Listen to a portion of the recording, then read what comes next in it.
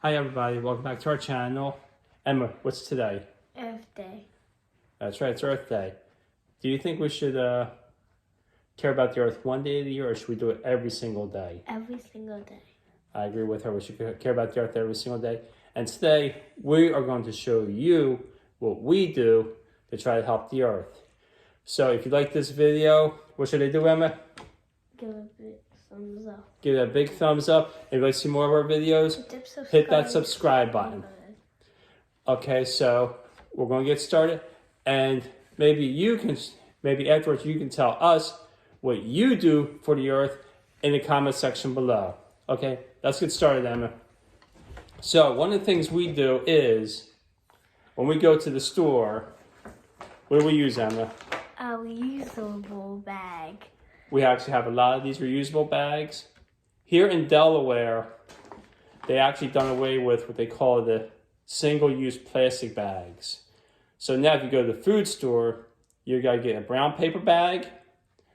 And some stores like Target, I think Walmart, they have what they call reusable plastic bags, or they are much thicker.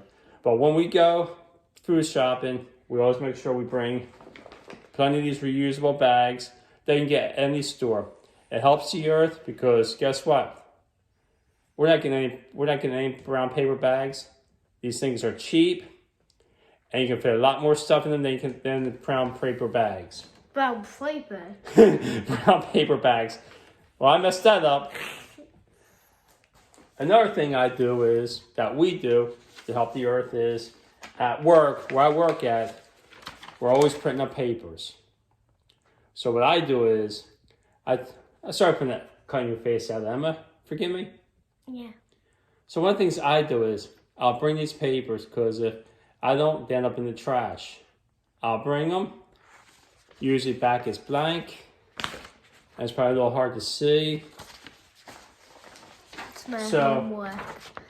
What we'll do is, it's still hard to see because of the light. Usually the back is blank. I'll bring it home, so Emma can use it to either draw, or we use it for scrap paper for homework, take notes, or whatever. This way, we are not using our paper that we purchase for our printer, and guess what? It's no way of recycling paper. And what's it saving, Emma, when we do that? Paper. It saves paper, but what else does it save? Trees. It saves trees. More paper that gets recycled, hopefully that'll mean less trees getting cut down. And then after that, when we're done with the papers, where does it go from here, Emma? When we're done with this, where do we put it from here? Not the trash can, but with the recyclables. So we separate our recyclables and our trash, and we'll show that to you. And all papers, cans, plastic bottles, all go into our recycling can. Because they can get used into other things. Absolutely, they can get used in multiple other things. And we're going to show that to you right now. All right, so now you can see we have the trash can, which is an automated one which runs off of batteries. Okay, you may think, well, the batteries aren't good for the Earth, but there are places that you can take those dead batteries to be recycled, and that's what we do. And what's the other can for, Emma? Recyclables. That right there, Emma's standing in front of, that's our recycling can. These are just some ways that we help the Earth. Emma, you want to show us another way of helping the Earth? How about composting? Composting. Is composting another way to help the Earth? Because it can grow other plants. Yep, it can be used for Composting is another way, like Emma said, can be used to help grow plants. And what that is we just take all of our food scraps, such as eggshells, apple cores. You want to see some of the other things that we put in there that you can think of? Like rotting cucumbers and stuff. Bad food, melon rinds, stuff like that. I'm gonna tell you something. Like one time we threw out a rotten The zucchini you're talking about? Yeah. And then like a year later, there was a zucchini plant right next to it. Yeah, because the seeds actually went down into the ground. And we're going to show you how we do that. Mm-hmm. This is a compost bucket that my wife, Emma's mommy, picked up last year because we used to use plastic bags and they were kind of an eyesore on the counter.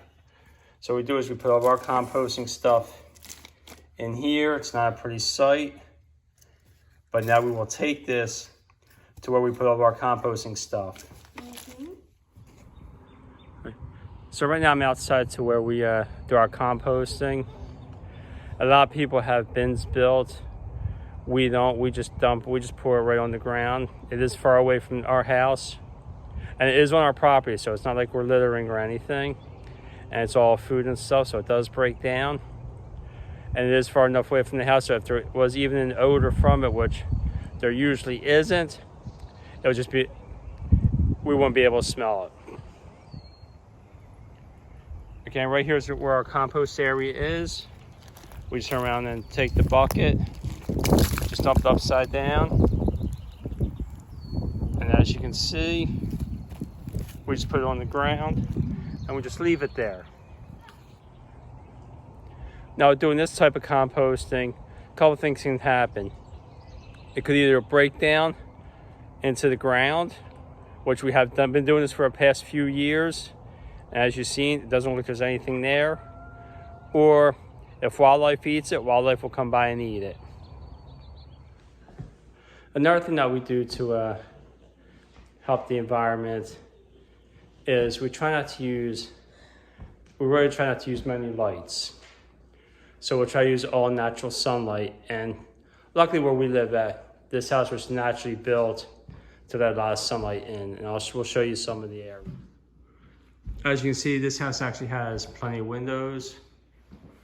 That just lets all natural sunlight in. So there's really no use at all to turn any lights on during the day. The only two places that we actually need lights on is down in the basement and in our first floor bathroom, because there's no windows in there. And also one other thing that we will do is to help the environment is as soon as we're done in a room, we always make sure we turn out a light. Some people may think, oh, just one light on, it doesn't use that much power. But if you figure if 1 million households do that, say I'll leave one light on, think of how much power is being used and how much fuel is being burned and what's doing to the environment and doing to the planet. All right, so Emma. Yeah? One more thing, okay? And then we're almost done. Our playground is only a couple minutes from here. So we could either take the easy way of driving, be there real quick. Would that be good for the environment, Emma, if we drove there? How do we usually go to the playground? Walk, or I ride my bike, or I ride my little car. Mm-hmm. You know, the little car, that means the battery does have to be charged, but it's real small. But for most part, I'll walk. I always walk, and Emma will ride her bike, or she does take her little car. I can't ride my bike there anymore because I'm learning how to do it without training wheels. Yeah, which I'm very proud of her. So there's different ways there's a lot of different things that people can do to help the environment. We showed you some of the things that we do. And also one other thing that we also do is when we do laundry, we try to make sure the washer is completely full, because we have a front loader. If you have a top loader, just put in there what you need. If it's a small amount, set the water level to low. This way you're using less water, less energy, and it's better for the environment. Okay, so if you guys like this video, again, give it a big thumbs up. And if you would like to see more of our videos, hit that subscribe button. And thank you for watching. Again, share with what you do in our comment section below, what you do to help the environment. Maybe we can learn something from you. Until next time, bye.